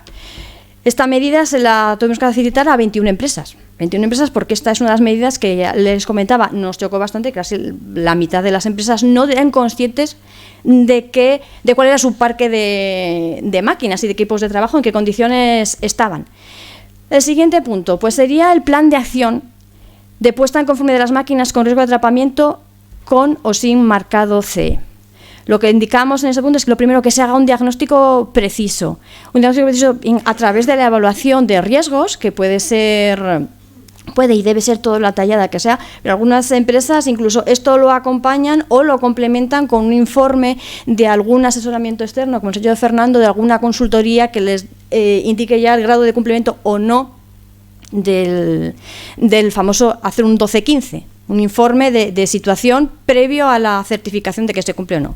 Bueno, pues dentro de ello tenemos un itinerario distinto. Si lo que nos encontrábamos era si la empresa lo que tiene es una máquina sin marcado CE, lo primero que tiene que hacer es acometer la puesta en conformidad y después la evaluación. Si lo que tenemos es un equipo con marcado CE, insistimos siempre hasta la saciedad que se haga la evaluación. Y en este punto somos muy tajantes. Cuando estamos en esta situación, tenemos un equipo de trabajo y no sabemos en qué condiciones está o no está evaluado, es que el equipo de trabajo no se use. No se use. ¿Por qué? Hablamos desde la experiencia. Les he avanzado antes el caso de un equipo de trabajo, el caso real, que acaba un accidente grave, pero nosotros les digo, los otros accidentes mortales que hemos tenido y hemos investigado en los últimos tiempos, en 2015 y en 2018, se trataba de equipos sin marcado CE, efectivamente, pero eran equipos que tenían evaluación de riesgos y tenían el informe de una OCA en el que se indicaba y se detallaba al empresario cuáles eran los elementos de riesgo principales, con fotografías, incluso con diagramas en que se indicaba este es el riesgo y así debe protegerse. Las protecciones eran bastante sencillas. En un caso era una pantalla y en otro pues podía ser un carenado o poner una barra material, muy sencillas. En uno de los casos, hacía 7 años que el empresario era consciente de que su máquina estaba en esa situación y siguió funcionando hasta que le costó la vida a aquel trabajador. Por eso somos muy tajantes a que el momento que un equipo no está completamente evaluado y no está completamente puesto en condiciones de seguridad, no se trabaje con él. La experiencia nos dice que incluso equipos que a priori por el tamaño, por el volumen, pues no son peligrosos, pues sí. El accidente de 2015 fue una máquina más pequeña de lo habitual, pero que le costó la vida a una persona. Por eso no hablamos desde la teoría, no hablamos desde los reales decretos, hablamos desde la experiencia práctica a que por desgracia nos enfrentamos nosotros desde el trabajo que tenemos, es lo que hay. Y es nuestra obligación decírselo. ¿Por qué somos tan tajantes en este punto? Esta medida se la enviamos a 20 empresas. En cuanto a la actualización de la evaluación de riesgos, mediante la evaluación de máquina, les indicamos que se haga una evaluación individualizada de cada equipo y que se incluyan todas las actividades. Normalmente suelen ser genéricas. Se identifica el riesgo de atrapamiento en el momento que hay una máquina que tiene un elemento móvil, pero nosotros detallamos y pormenorizamos que se preste atención sobre todo a aquellas actividades en las que por nuestra experiencia vemos que se acumulan la mayor parte de los accidentes. No es en producción, que también los hay, pero sobre todo son las operaciones de limpieza, de desatascos, en las tareas de ajuste y reglaje y de mantenimiento. Esas 3 tareas son las que acumulan la mayor parte de los accidentes. Entonces, por eso indicamos que la evaluación sea detallada y que incluya cada una de las actividades. Esta medida en concreto pues la propusimos a 19 empresas porque una vez vista y analizada su evaluación correspondiente vimos que adolecía de alguna generalidad más de la cuenta, que había que afinar un poquito más. Siguiente medida, la elaboración de manuales de máquinas en caso de carecer de ellos. Lo primero que decíamos a las empresas, y algunas consiguieron localizar, que eran los manuales de instrucciones, en algunos casos las encontraban en alemán, hicieron una labor de traducción, pues hombre, bastante encomiable, pero bueno, las localizaron, y en algunas otras directamente no fueron capaces de encontrarlos, los proveedores ya se desentendían, o ya el fabricante, el suministrador había desaparecido, y entonces lo que les proponemos es, ahí sí que hacemos una referencia expresa a lo que aconseja, recomienda la guía técnica del Real Decreto de Equipos de Trabajo, en el que dice, cuando no hay manual de instrucciones y no hay posibilidad de conseguirlo de forma oficial, parte del proveedor suministrador, pues que sea el propio empresario el que se haga cargo. Entonces, la guía incluye una serie de notas básicas para poder hacerlo. Lo primero que le recomienda al empresario es que se identifique claramente lo que es la empresa, lo que es la máquina. Si hay queda algún marcado, alguna marca, algún modelo, pues eso se identifique. Normalmente muchas empresas lo que tienen, aparte de eso, tienen un código interno de los equipos pues lo mismo, que incluya dentro de lo que es la identificación, tanto toda la identificación del modelo del fabricante que haya, más la propia información, codificación que tenga interna. Lo siento, en la medida de lo posible, si la empresa pues dispone de algún plano o posibilidad de hacer lo que lo haga, pero al menos que intente hacer una descripción de la geometría del equipo lo más precisa posible. A continuación se recomienda que se haga una descripción de los usos para los que está previsto ese equipo de trabajo, indicando de manera simultánea cuáles son las medidas preventivas o las condiciones de seguridad que deben cumplirse de manera obligatoria. A continuación, que se indiquen qué usos están prohibidos para la máquina. Al final de eso, que se forme a los trabajadores conforme a ese documento que se ha elaborado, y lo que sí recomienda la guía, y nosotros también, es que se haga uso de la experiencia de los trabajadores que conocen el funcionamiento de los equipos para conseguir hacer ese manual de uso, crear un equipo de trabajo en el que participe gente de producción, gente de prevención y los propios trabajadores que conocen la máquina para hacer ese manual de uso. Esta medida fue necesaria enviársela a 10 empresas, porque sobre todo las que carecían ya el manual de instrucciones, pero sobre todo de manual de uso, y indicarles cómo pueden hacerlo. Lo siguiente, elaboración de procedimientos. A la hora de evitar atrapamientos, al margen de las medidas técnicas que muchas veces, en algunas ocasiones, están todas las exigibles implantadas, eso no es suficiente y hay que ir más allá. ¿Y ese más allá cómo se hace? Pues con procedimientos de trabajo seguros. sobre todo en las tareas de mantenimiento, eliminación de desatascos, porque algunas veces para acometer esas tareas es necesario acceder a partes móviles de la máquina o a partes que pueden estar en movimiento. Entonces, por eso es necesario incluir procedimientos de trabajo que aseguren que la máquina está en situación de seguridad, la máquina o el equipo. Para ello indicamos que para el desarrollo de esos procedimientos de trabajo, de la puesta en uso de esos procedimientos de trabajo, es necesario asegurarse que los trabajadores tienen una capacitación específica para llevarlos a cabo, realizar comprobaciones periódicas de que esos procedimientos de trabajo se cumplen y se llevan a cabo, y dentro de ellos, desde luego, destacamos sin lugar a dudas la necesidad de diseñar procedimientos de consignación específicos para las máquinas. Saben que sería bloqueos, eliminación de energías residuales, uso de candados, llaves o cualquier sistema análogo que en el caso de sus equipos pues les garantice que la máquina no va a ponerse en funcionamiento mientras haya un trabajador en una zona de posible peligro. Esta medida pues la propusimos a 18 empresas. Lo siguiente, la evaluación de un programa de mantenimiento. Ahí recordamos pues, que sería interesante aglutinar por unas inspecciones obligatorias debidas al Reglamento de Seguridad Industrial en aquellos equipos que estén sometidos a los mismos.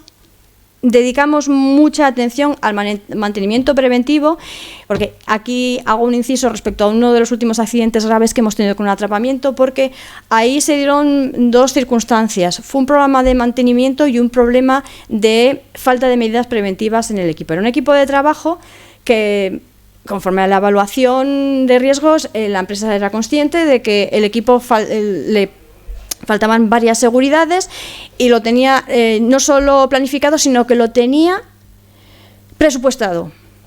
4 días antes del accidente ya tenía el presupuesto, ya sabía qué empresa se iba a encargar de hacer la adecuación y la protección del equipo de trabajo. No solo eso, pero a la vez resulta que ese equipo daba averías, un equipo que era susceptible de atascarse. Había una situación muy concreta cuando llovía que el equipo se atascaba más de lo habitual. Entonces el departamento de mantenimiento había identificado cuál era la causa que producía esas averías. Entonces propuso a la empresa la corrección y efectivamente la empresa había comprado ya la pieza que debía sustituirse. El día que ocurrió el accidente fue un jueves. El lunes estaba aprobado el presupuesto para la adecuación del equipo. Este lunes había llegado también la pieza que se iba a sustituir para que no diera lugar a esas averías. Mantenimiento ya tenía a disposición. Se había previsto hacer la sustitución un viernes, pero el accidente ocurrió el jueves. Por eso insistimos, el mantenimiento preventivo es casi tan importante como la evaluación de riesgos, y insistimos, cuando tenemos un equipo en estas condiciones, paralizarlo, no utilizarlo hasta que no se llevan a cabo y se implantan las medidas preventivas. Margen de esto, recordamos, como siempre, las necesarias inspecciones de seguridad para ver que efectivamente todos esos resguardos, esos elementos de seguridad están instalados y continúan siendo activos de manera positiva. Esta medida se propuso a 8 empresas, siguiendo más actuaciones preventivas elementales sobre máquinas con riesgo de atrapamiento. En este caso fueron que durante la visita el técnico detectó alguna situación tan evidente, de una falta de resguardo tan evidente, algún dispositivo de protección, bueno, pues que se decidió, pues había que decirlo, que no es nuestra función hacer una evaluación, pero que era tan evidente, pues se entendió que se tenía que hacer y así se hizo. Y así fue el caso de 4 empresas en concreto. Señalización de riesgo por atrapamiento, pues lo mismo. En algunos casos identificamos que ni siquiera estaba señalizado, o en otros estaba señalizado, pero ya las señales estaban un poco desvaídas, un poco venidas a menos con el paso del tiempo. Pero bueno, pues les recomendamos no solo señalar, sino llevar a cabo un mantenimiento para que las señales sigan manteniendo su efectividad. Esta medida se recomendó a 4 empresas. En cuanto a formación e información, pues nos centramos por a ver, conocer en qué nivel de detalle, qué formación tienen los trabajadores, la formación general de puesto o la formación específica concreta respecto a algún equipo de trabajo susceptible de provocar atrapamientos. También revisamos con las empresas los registros de formación, a ver si en los registros de formación se incluía el contenido de los programas formativos con cierto detalle respecto a este riesgo concreto. Y por último, también pues respecto a lo que sería la información. De modo también eso es lo que se les recomienda, que es la información sobre los equipos de trabajo, en concreto con estos riesgos y las medidas. Esta medida se propuso a 7 empresas. En cuanto a trabajadores de TT puestos a disposición por una empresa usuaria, pues se recordaba a las empresas que el nivel de protección para estos trabajadores es exactamente igual que el personal propio, y para ello es necesario informar a la empresa de trabajo temporal para que pueda acometer lo que son sus funciones de formación e información. Curiosamente, en este caso no fue necesario enviar esta medida en concreto a ninguna empresa porque no se vio la necesidad, pero aún así decidimos mantenerlo lo que es en las propuestas comunes. Coordinación de actividades empresariales, lo mismo. Esto lo mismo lo vimos necesario por el caso de aquellas empresas que tenían y que tienen contratas, y sobre todo suelen ser contratas de mantenimiento, pues para recordarles las obligaciones en concreto respecto a esto, que el nivel de protección tiene que ser el mismo, que debe establecerse un procedimiento de coordinación, y ocurrió lo mismo con las ETTs, que no fue necesario porque esto las empresas lo tenían bastante claro, que tenían que hacerlo y efectivamente lo hacían.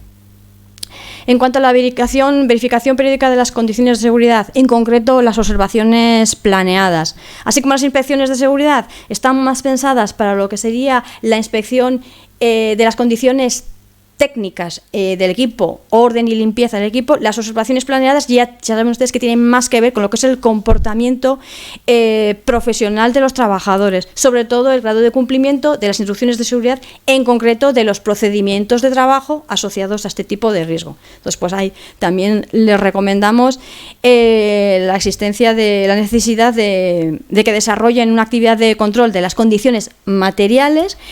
Condiciones materiales, entendiendo condiciones materiales, todos aquellos elementos y dispositivos con los que pueda contar la empresa para hacer sobre todo las consignaciones o las intervenciones en los equipos. Y la observación del trabajo para ver que efectivamente se cumplen las medidas de seguridad de los procedimientos de trabajo, sobre todo en consignación, y que no hay ninguna desviación. Esta medida en concreto se propuso a 6 empresas.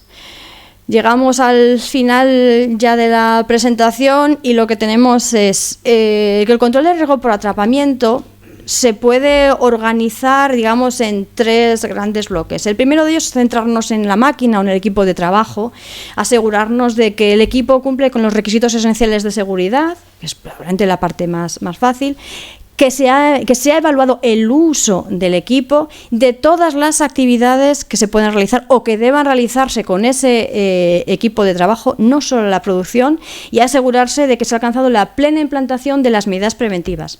Además de esto, hay que centrarse en lo que es en las condiciones de trabajo en sí. La existencia, primero, identificar la necesidad y la existencia de procedimientos de trabajo adecuados, y que se desarrolle el mantenimiento preventivo necesario para evitar que surjan averías. Y por último, respecto al trabajador, pues asegurarse de que se le proporciona la formación e información necesaria para cumplir su trabajo respecto a estos equipos en concreto. En algunos casos, ya los habíamos indicado, va a ser necesaria una capacitación, o quizá dentro de la propia empresa decidan una autorización. Eso ya queda por parte de la empresa, pero al menos asegurarse de que el nivel de formación es el adecuado. La recomendación insistente de las observaciones planeadas de seguridad, porque cuando investigamos accidentes, muchas veces el accidente ocurre justo el día en que el trabajador, que sabe perfectamente cómo funciona el equipo, cómo que tiene que hacer las cosas, justo ese día se relajó en la aplicación de alguna de las medidas. Por eso es necesario asegurarse que lo cumplen, y por último, por supuesto, que las condiciones de salud del trabajador le permiten desarrollar su puesto. Y con esto ya llegamos a la última parte, los resultados. Como os había anunciado, elaboramos los informes individuales, 40 empresas recibieron propuestas de mejora individualizadas, todas ellas han recibido el documento de propuestas comunes que se ha enviado a las 45 empresas, y lo último que nos quedaba ya por parte del ICAS, como siempre que hacemos cualquier campaña, es desarrollar la divulgación de resultados, que con esta presentación de hoy pues tenemos que ya damos por cumplida. Muchísimas gracias por su atención. No sé si me pasa. No, está perfecto. Vale, gracias, muchas gracias por su atención. Vamos vale. A la última. Bueno, ya muy rápido, 5 minutos nada más. Un avance sobre el nuevo reglamento de máquinas. Vamos allá. Bueno, indicarles que, como comentó el director antes, gracias a la colaboración que la dirección ha establecido con la COE, pues el intento es divulgar al máximo los resultados, y entonces todas estas presentaciones las vamos a enviar a la COE para que las distribuya a los asistentes, ¿vale? Bueno, el reglamento de máquinas. Como decía antes, la directiva de máquinas, la Unión Europea ha decidido sustituirla y lo va a hacer vía reglamento. Ahora veremos la diferencia que hay entre el uno y el otro. ¿Qué es lo que busca este nuevo reglamento? ¿Qué novedades hay con respecto a la directiva de máquinas? Y hablo del borrador que se ha presentado en mayo de este año. Pues intenta evitar interpretaciones de estados en la transposición de directivas, lo que indiqué antes, que cuando una directiva se hace, los estados, cuando hacen los reales decretos, en el caso de España, pues pueden introducir matices queriendo o sin querer.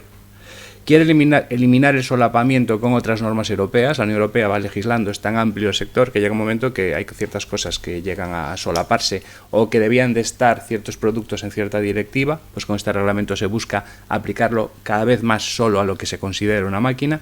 Busca eliminar las deficiencias e imprecisiones de la actual norma, como hemos dicho antes en alguna definición. La modificación sustancial, que es tan importante y sin embargo no la define ni por asomo la actual directiva.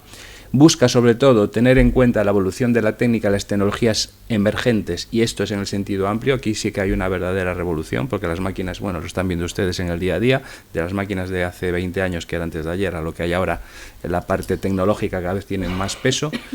Se realiza un mayor control sobre el fabricante. Hasta ahora el fabricante, si quería, un fabricante hacía él todo el proceso de verificación de que esa máquina era merecedora de un marcado CE, de emitir la declaración de conformidad, y ahora veremos cómo en algunas máquinas peligrosas la Unión Europea ya quiere que el fabricante no sea el único responsable, sino que haya como un tercero que lo verifica, y algunas cosas varias. Y muy rápido. Evitar interpretaciones de estados en la transposición de las directivas. ¿Por qué se hace un reglamento?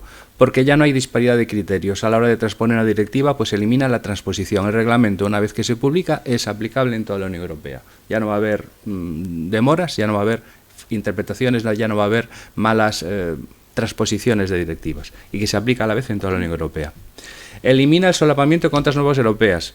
Hasta ahora, en general, para el vehículo de transportes a personas o mercancías no se aplicaba tampoco la actual directiva, pero cuando había modelos o vehículos que se modificaban, podían ser, digamos, legalizados conforme a la directiva de máquinas, y el nuevo reglamento elimina por completo esa posibilidad. Elimina también ciertos equipos que hasta ahora podían estar en la directiva de máquinas, pues equipos de baja tensión cuando integran wifi, que ya los aparta. Y en el futuro, a la vez que el reglamento de máquinas, se está haciendo un reglamento de inteligencia artificial en el sentido amplio. Esto es algo que estamos ya todo el día, pues la Unión Europea ya está preocupada porque realmente está ahí. En el mundo del trabajo hay trabajadores que su forma de trabajar depende de que uno de arriba le diga algo, pero no es ni su jefe ni su compañero. Es una máquina que está tomando decisiones. Es una inteligencia artificial. En función de unos inputs hay unas salidas de información. Entonces eso se quiere regular. ¿Pero qué ocurre? Que si pensamos en una máquina la más compleja y evolucionada en inteligencia artificial que se puede fabricar ahora o dentro de 3 años, cuando esto ya esté totalmente operativo, el nuevo reglamento de máquinas dejará al fabricante la condición en sí de la fabricación, de cómo debe ser esa máquina, aunque sea autónoma o muy lista, muy inteligente, como se quiera llamar, muy avanzada. La fabricación y el control de los riesgos dependerá de este reglamento de máquinas.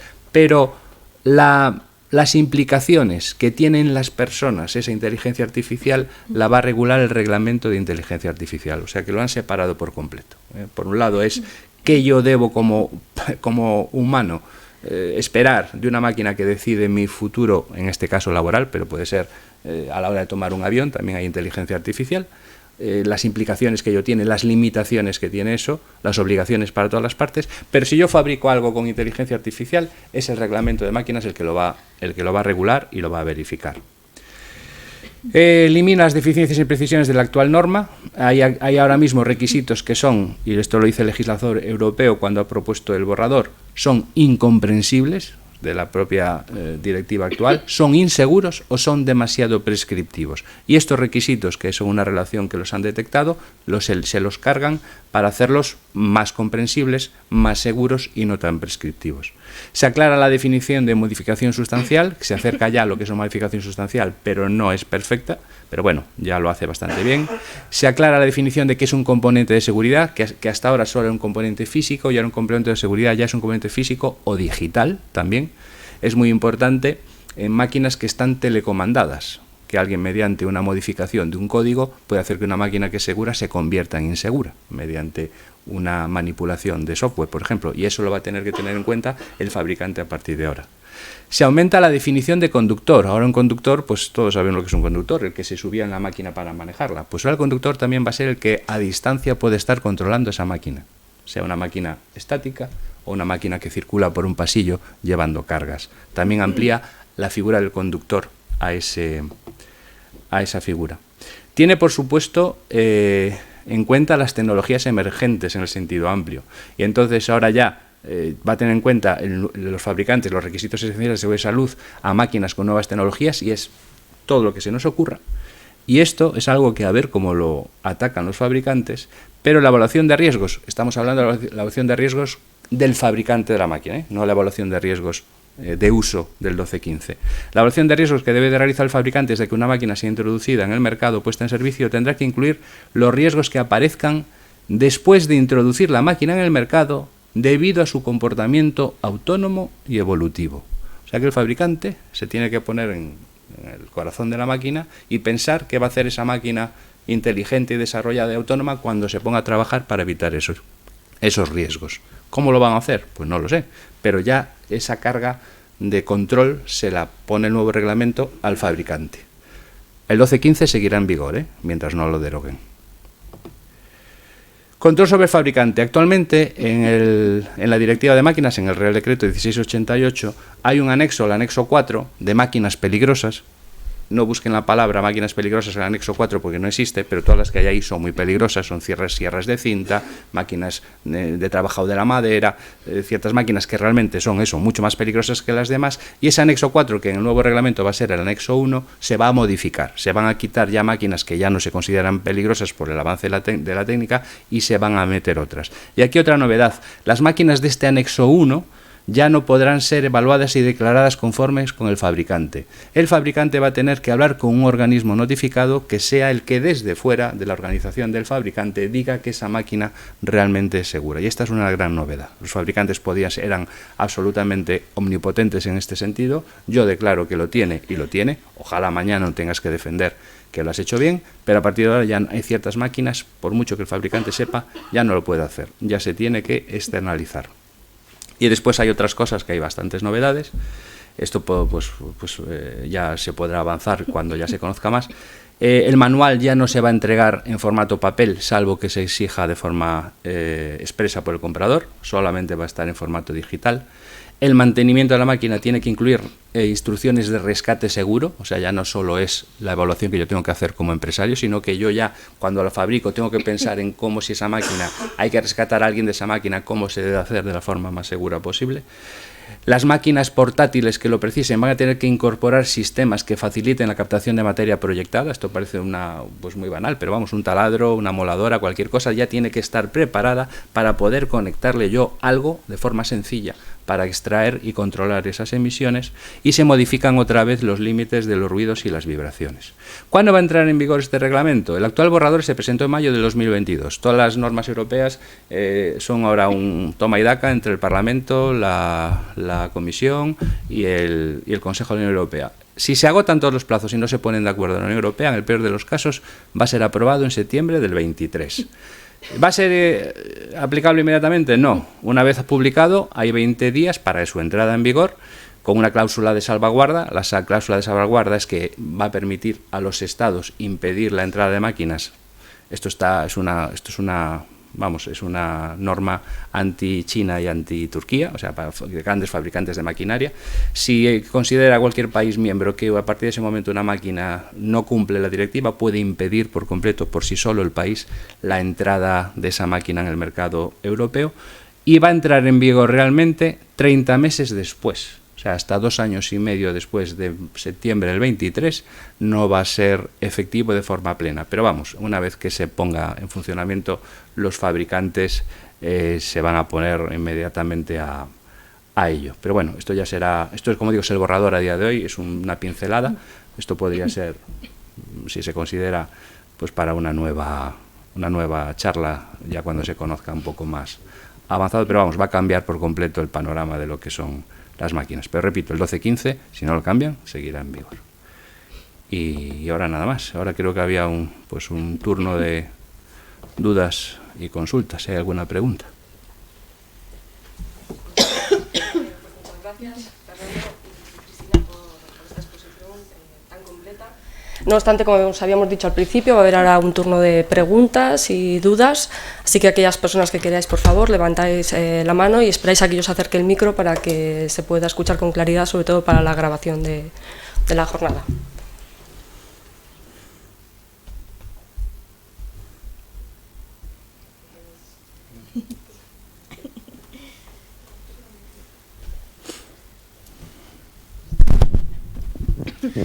Hola, buenos días. ¿Se oye? Sí. Sí. Bueno, primero felicitaros por la presentación, creo que ha sido muy escueta pero muy clara y muy directa, con lo cual, bueno, creo que de aquí vamos a sacar algunas conclusiones.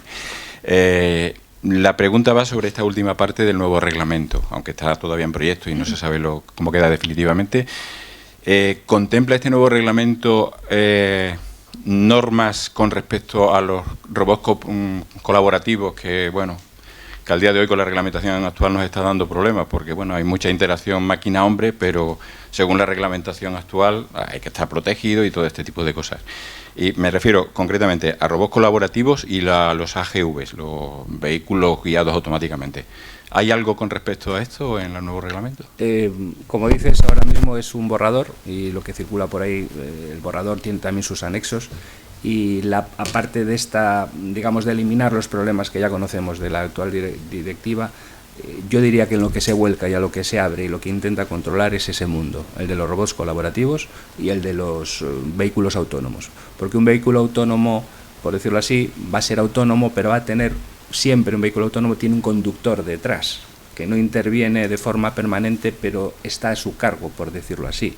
O no, hubo una discusión entre dos personas de dos países en algunas de las disquisiciones. Ahora el reglamento está a la espera de las alegaciones de cada país, realmente esas son las importantes, es donde se va a pegar.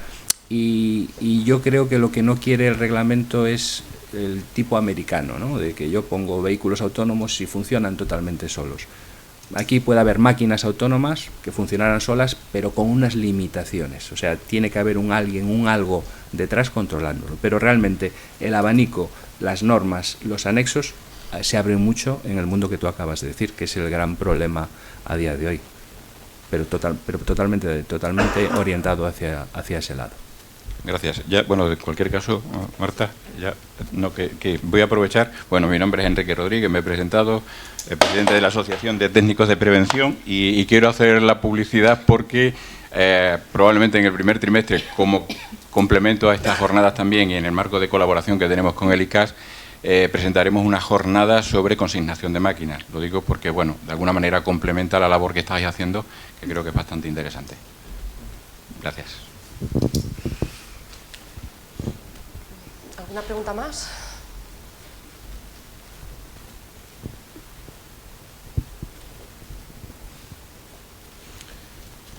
Bueno, de todos modos, por aclarar, la documentación que vamos a enviar va a ser 4 presentaciones. El documento inicial, que era muy largo, que es intentar explicar lo que he explicado antes, ¿no?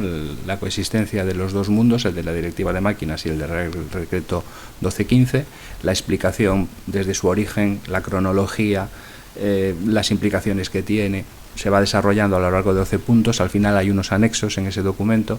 El que quiera saber, ¿y qué tengo que hacer con una máquina que tengo todavía y sé que la compraron en 1989? ¿Qué tengo que hacer con ella? Bueno, pues un análisis en esos periodos, qué es lo que es aplicable a la máquina o al conjunto de máquinas. Y también hay unos anexos que es, bueno, pues hemos intentado poner bonito, unas listas de cómo comprobar que una máquina cumple el Real Decreto tanto el 1688 como el 1215 desde el punto de vista del diseño de la máquina, y cómo comprobar que desde el punto de vista del 1215, qué debo de comprobar desde el uso de esa máquina, pues unas listas de chequeo que pueden ayudar a esa labor. Esa es la primera parte.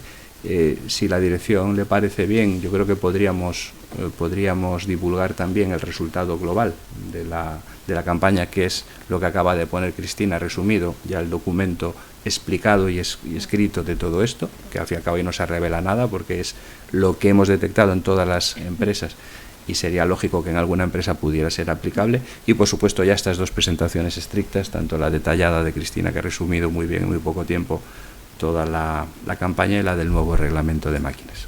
Y el nuevo reglamento de máquinas, eso, estaremos atentos a las novedades para ir conociéndolas cuanto antes. Y yo no sé, yo podría proponer también que si hay alguien después de que leer esos documentos tiene alguna duda, y ya que se ha molestado en venir aquí, si quieren hacerle una consulta a la COE, que la COE las agrupe y nos las manda, pues nos podemos comprometer a contestar sobre lo contenido aquí, ¿de acuerdo? Porque podría ser algo que si después a alguien se le ocurre algo, y con calma, viéndolo con calma, lo haremos con más detalle. Una pregunta más. Muchas gracias a todos por vuestra asistencia. Gracias a nuestros dos ponentes de hoy, que bueno, pues la verdad que habéis explicado bastante bien pues un tema tan amplio, ¿no? A veces y tan complejo, con tantas dudas, y nos habéis ayudado a entender un poco mejor pues cuáles son esas obligaciones, ¿no? Recordaros también, pues eso, como ellos han dicho, a todos los que nos habéis acompañado, os enviaremos la documentación. En ese mismo correo nos podéis, si queréis, trasladar alguna consulta o alguna cosa que después veáis más despacio y que queráis que se lo hagamos llegar a ellos sin ningún problema. También deciros que, bueno, pues que podéis seguir informando de nuestros eventos y nuestras actuaciones en materia de prevención en nuestra web, bien en boletines y redes sociales, y como siempre digo al finalizar, pues si estáis interesados, ¿no? Que aquí desde el Departamento de Prevención de Riesgos de COE desarrollemos pues algún tema que os interese o que queréis que sea tratado. Ya Enrique ha adelantado algo que la verdad que vamos en la misma línea, ¿no? Yo creo que es un poco la continuidad a este tipo de jornadas. Aquí en COE también lo habíamos pensado, entonces bueno, pues tanto eso como la nueva normativa de máquinas, cuando salga, pues haremos algo en esa línea. Y nada, deciros que siempre que queráis algún tema que busquéis desarrollar o que queráis que el año que viene se hiciese un poco más en detalle, pues nada, que nos lo hagáis llegar. Y nada más, como es la jornada de cierre de este año, pues todos aquellos que queréis, en la planta -1 ahora tenemos un café. Si estáis todavía interesados os da tiempo, ¿vale? Y nada, buenos días y hasta la próxima.